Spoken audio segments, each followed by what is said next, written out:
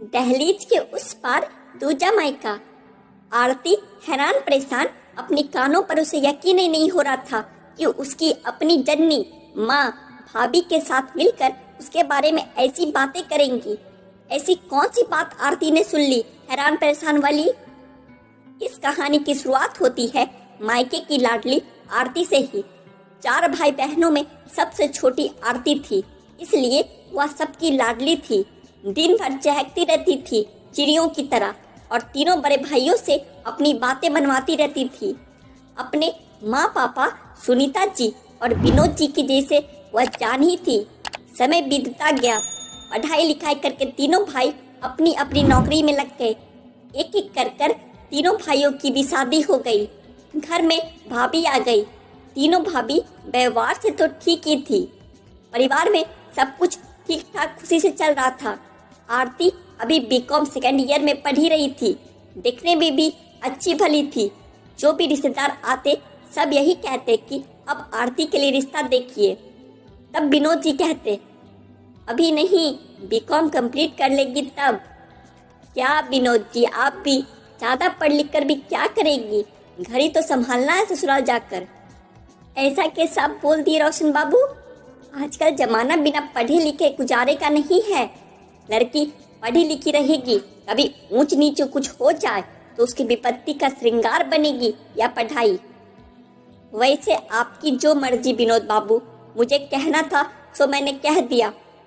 फिर वो बोले, अरे विनोद जी, लड़का देखने में भी तो समय लगेगा।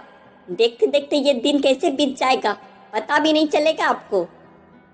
विनोद जी थोड़ा रुक कर बोले, हाँ या भी सही कह रहे हैं आप। मुझे सोचना चाहिए आरती की शादी के बारे में। इधर आरती शादी की बात सुनकर थोड़ा सहम सी जाती है। अभी भी लोग ससुराल के माहौल को बहुत ही डरनुमा ही बनाते हैं। सभी हर बात में कहते ससुराल जाएगी तो सीख जाएगी। इसलिए आरती को ससुराल के नाम से डर लगने लगा था। 2 साल बाद बेहतर रिजल्ट के बाद बीकॉम पूरा हो गया आरती का। कई जगह जाने के बाद आरती के लिए एक अच्छे वर की तलाश विनोद जी की संपन्न हुई। आज हमारी आरती की शादी है रुपेश बाबू के साथ। पेशे से बैंक मैनेजर है। उनके पिता हर्ष जी शिक्षक है। 3 छोटी बहनें हैं रुपेश जी की। कुल मिलाकर सुखी संपन्न परिवार मिल रहा है हमारी आरती को। खुशी खुशी सारी रस्में शादी की पूरी होने के बाद आरती आज अपने ससुराल पहुंचती है। बहुत जोरों शोरों से उसका स्वागत किया जाता है क्योंकि घर की वह इकलौती बहू है। आरती की सासू माँ बहुत ही प्यार से बहू का स्वागत करती है। सारी रस्में ससुराल की होने के बाद बहू को अपने कमरे में ले जाते हुए रुपेश की माँ ललिता जी कहती है, आरती बेटा, कोई भी दिक्कत हो तो बेहिचक मुझे कहना। मैं तुम्हारी माँ समान नहीं, माँ हूँ। ठीक है माँ जी। माँ जी नहीं, सिर्फ तुम्हारी माँ। आरती को हैरत हो रही थी कि यह सिर्फ मेरी सासू माँ का दिखावा था या फिर सच में रुपेश जी की माँ ऐसी है। सभी आज तक बोलते रहते थे सास बहुत गर्म होती है, ससुराल में जीना मुश्किल कर देती है, वगैरह वगैरह। ये तो बिल्कुल विपरीत है। तभी रुपेश बाथरूम से फ्रेश होकर आते हैं। कहाँ खो गई मेरी आरती? बस कहीं नहीं, यूं ही। रुपेश की बाहों में लिपटते हुए बोली, आपके बारे में ही सोच रही थी। क्या? अभी नहीं बताऊंगी, सो जाइए। दोनों सो जाते हैं। एक नई सवेरे और नई उम्मीदों के साथ सुबह जब आंखें खुलती है तो आरती देखती है कि ललिता जी सारा काम कर चुकी है। आरती बेटा, पहले तुम स्नान करके पूजा कर लो, फिर सभी साथ में नाश्ता करेंगे। जी ठीक है माँ, लेकिन आपने मुझे जगाया क्यों नहीं? कुछ काम में हाथ बटा देती मैं भी। अरे बेटा, अभी तुम्हारे मेहंदी के रंग है, इसे आराम से रहने दो। ये रंग जितना लंबा चलेगा तुम लोगों का जीवन उतना ही सुखी रहेगा और मैं हूं ना भी। और कौन सा कहती हूँ कि तुमको नहीं करना है? मेरे बुढ़ापे का सारा तुम ही तो हो बनेगी। 2-4 दिन इसी तरह बीत गए।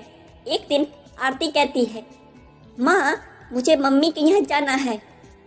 कोई बात नहीं बेटा, चली जा।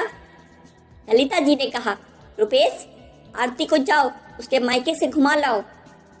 ठीक है माँ। पीछे से रुपेश बोला, जब आरती अपनी मम्मी के यहाँ जाती तो 1 सप्ताह 2 सप्ताह रुक जाती। यह बातें रुपेश के पिता हर्षी को अच्छी नहीं लगती थी। वे हमेशा कहते कि ललिता जी, आप बहू को सर चढ़ा दिए हैं बेटी कहकर, शादी के बाद इतना कोई मायके जाता है क्या? तब ललिता जी कही, अभी बच्ची है जी, ना समझ है। जब बाल बच्चे होंगे तो खुद ही जिम्मेदारी का एहसास होगा। 2 दिन में समझदारी आ जाएगी कि ससुराल ही उसका अपना घर है। अभी तो मैं हूं ना घर देखने के लिए, बच्ची है, जाने दीजिए। धीरे धीरे समय अपनी गति से बीत गया। 3 साल बाद आरती 2 बच्चे की माँ बन गई, लेकिन फिर भी उसका आदत नहीं छूटा मायके जाने वाला। जब मन हो तब कोई बहाना बनाकर मायके चली जाती, बच्चे को अपनी माँ यानी ललिता जी पर छोड़ देती निश्चिंत होकर। इधर मायके में उसकी तीनों भाभियों को आरती का इतना बार बार आना जाना अच्छा नहीं लगता था। ना ही सुनीता जी को तीनों भाभियों के बीच आरती की वजह से हमेशा अनबन अच्छी लगती थी। इस बार आरती जब मायके आई रुपेश के साथ, रात में तो सब ठीक था, लेकिन सुबह आरती जब बाथरूम की तरफ जाने लगी तो उसने सुना कि माँ और तीनों भाभियां उसी के बारे में बात कर रहे थे। वह थोड़ा ध्यान लगाकर सुनने लगी। तीनों भाभियां कह रही थी कि क्या दिक्कत है आरती को अपने ससुराल में, इतनी अच्छी सास, इतना अच्छा परिवार मिला हुआ है, फिर भी जब देखो तब यहाँ जाती है। कह तो भाभी सही रही थी, ससुराल में कभी ससुराल जैसा लगा ही नहीं उसे, लेकिन आरती ने कभी इस बारे में सोचा ही नहीं। दुनिया जैसे बोलती थी, यही भ्रम में उसके दिमाग में भी लगा हुआ था कि ससुराल यानी लड़कियों के लिए सजा। खुद तो आती है, रुपेश जी को भी ले आती है, स्वागत में कम खर्चे होते हैं क्या? माँ भी बोल रही थी, हाँ सही बात है बहू, इस वक्त तुम तीनों झगड़ा मत करो, मैं आरती से बात करूंगी। तभी आरती माँ से लिपटते हुए बोली, चिंता ना करो माँ, आज के बाद मैं बिना किसी ओकेजन कभी नहीं आऊंगी, यही मेरा फैसला है, यही सही है माँ। आरती की आंखों में आंसू जैसे रुकने का नाम ही नहीं ले रही थी। नम आंखों से ही तुरंत वह रुपेश के साथ अपने ससुराल पहुंच जाती है।